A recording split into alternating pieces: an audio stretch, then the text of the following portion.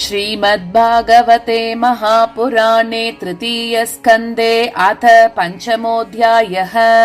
श्रीशुक उवाच द्वारिद्युनद्या ऋषभः कुरोना मैत्रेयमासीनमगाधबोधम् क्षत्तोपसृत्याच्युतभावशुद्धः पप्रच्छ सौशील्यगुणाभितृप्तः।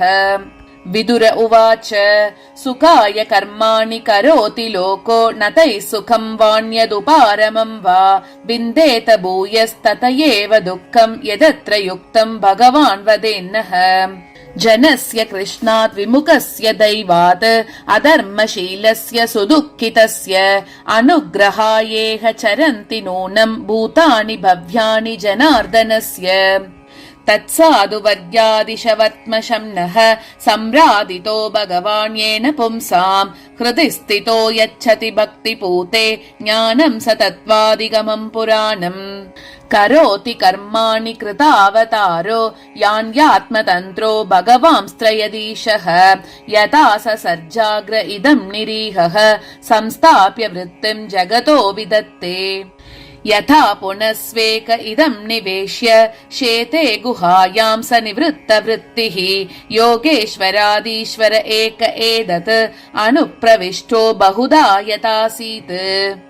क्रीडन् विदत्ते द्विजगोऽसुराणां क्षेमाय कर्माणि अवतारभेदैः मनो न तृप्यत्यपि शृण्वतां नः सुश्लोकमौलेश्चरितामृतानि। यैस्तत्त्वभेदैरधिलोकनाथो लोकान् लोकान् सह लोकपालान् अचीक्लृपत् यत्र हि सर्वसत्त्व निकाय भेदोऽधिकृतः प्रतीतः।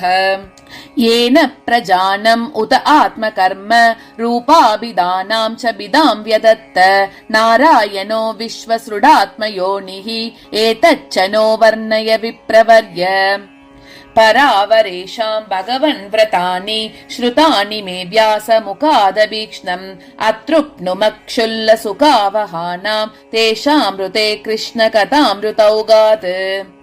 कस्त्रुप्नुयातीर्थपदोऽभिधानात् सत्रेषु वः सूरिभिरीड्यमानात् यः कर्णनाडीं पुरुषस्य यातो भवप्रदां गेहरतिं चिनत्ति। मुनिर्विवक्षुर्भगवद्गुणानां सकापि ते भारतमाह कृष्णः यस्मिन् नृणां ग्राम्य सुखानुवादैः मतिर्गृहीतानुहरेः कथायाम्। शाश्रद्ददानस्य विवर्धमाना विरक्तिमन्यत्र करोति पुंसः हरेः पदानुस्मृतिनिर्वृतस्य समस्तदुःखाद्य यमाशु दत्ते। ताञ्चोच्य शोच्यानविदोऽनुशोचे हरेः कथायां विमुखानगेन क्षिणोति देवो निमिषस्तु येषाम् आयर्वृतावादगतिस्मृतीनाम्।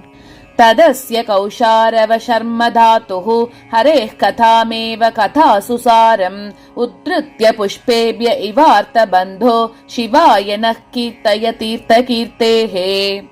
स विश्वजन्मस्थिति संयमार्थे कृतावतारः प्रगृहीत शक्तिः चकार कर्माणि अतिपूरुषाणि यानीश्वरः कीर्तयतानि मह्यम्।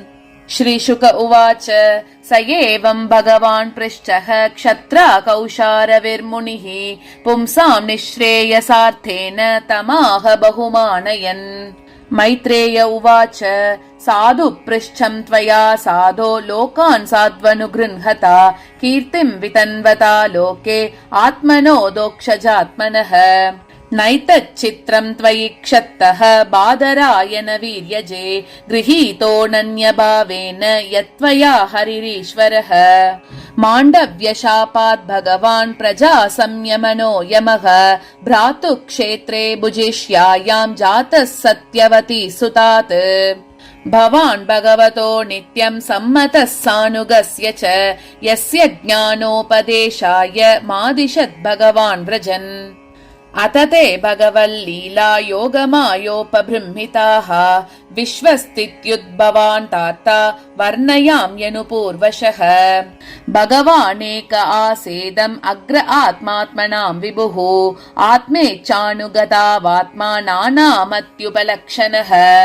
स वा एष तदा द्रष्टा नापश्यत् दृश्यमेकराट् मेने सन्तमिवात्मानं सुप्तशक्तिरसुप्तदृक्। सा वा एतस्य संद्रष्टुः शक्तिः सदसदात्मिका माया नाम महाभाग ययेदं निर्ममे विभुः। कालवृत्तया तु मायायां गुणमय्यामदोक्षजः पुरुषेणात्मभूतेन वीर्यमादत्त वीर्यवान्। ततो भवन्महत्तत्त्वम् अव्यक्तात् कालचोदितात् विज्ञानात्मात्मदेहस्थं विश्वं व्यञ्जंस्तमोऽनुदः। सोऽप्यंशगुणकालात्मा भगवद्दृष्टिगोचरः आत्मानं व्यकरोदात्मा विश्वस्यास्य सिसृक्षया। महत्तत्त्वात् विकुर्वाणाद् अहं तत्त्वं व्यजायत कार्यकारणकर्त्रात्मा भूतेन्द्रियमनोमयः। वैकारिकस्तैजसश्च तामसश्चेत्यहं त्रिधा अहं तत्त्वाद् विकुर्वाणात् मनो वैकारिकादभूत्। वैकारिकाश्च ये देवा अर्थाभिव्यञ्जनं यतः तैजसानीन्द्रियाण्येव ज्ञानकर्ममयानि च तामसो भूतसूक्ष्मादिः यतः कं लिङ्गमात्मनः। कालमायांशयोगेन भगवद्वीक्षितं नभः नभसोऽनुसृतं स्पर्शं विकुर्वन्निर्ममे निलम्। अनिलोऽपि विकुर्वाणो नभसोरुबलान्वितः ससर्जरूपतन्मात्रं ज्योतिर्लोकस्य लोचनम्।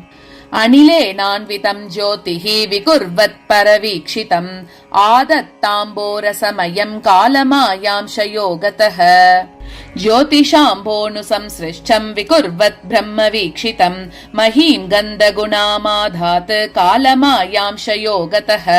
भूतानां नभ आदीनां यद्यद्भव्यावरावरं तेषां परानुसंसर्गात् यथासङ्ख्यं गुणान् विदुः। एते देवा कला विष्णोः कालमायांशलिङ्गिनः नानात्वात् स्वक्रियाणीशाः प्रोचुः प्राञ्जलयो विभुम्।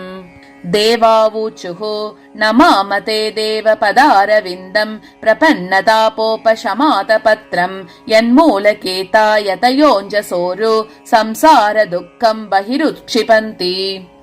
ताधर्यतस्मिन् भव ईश जीवाः तापत्रयेनोपहता न शर्म आत्मं लभन्ते भगवंस्तवाङ्घ्रि छायां सविद्यामत आश्रयेम।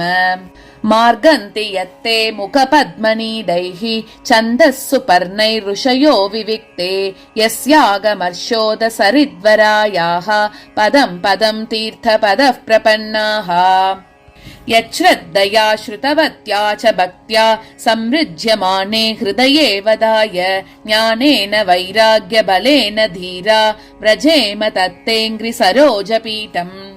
विश्वस्य जन्मस्थितिसंयमाते कृतावतारस्य पदाम्बुजं ते व्रजेम सर्वे शरणं यदीश स्मृतं प्रयच्छत्यभयं स्वपुंसाम्। यत्सानुबन्धे सति देहगेहे ममाहमित्यूढदुराग्रहाणां पुंसां सुदूरं वसतोऽपि पुर्यां भजेम तत्ते भगवन्पदाब्जम्। तान् वै ह्यसद्वृत्तिभिरक्षिभिर्ये पराहृतान्तर्मनसः परेश अतो न पश्यन्त्युरुगाय नूनं ये ते पदन्यासविलासलक्ष्म्याः। पानेन ते देव कथासुधायाः प्रवृद्धभक्त्या विशदाशया ये वैराग्यसारं प्रतिलभ्य बोधं यथाञ्जसान्वीयुरकुण्डधिष्ण्यम्।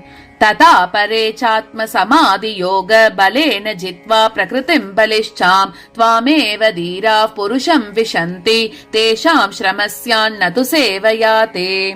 तत्ते वयं लोकसिसृक्षयाद्य त्वयानुसृष्टास्त्रिभिरात्मभिः स्म सर्वे वियुक्ता स्वविहारतन्त्रं न शक्नुमस्तत्प्रतिहर्तवे ते।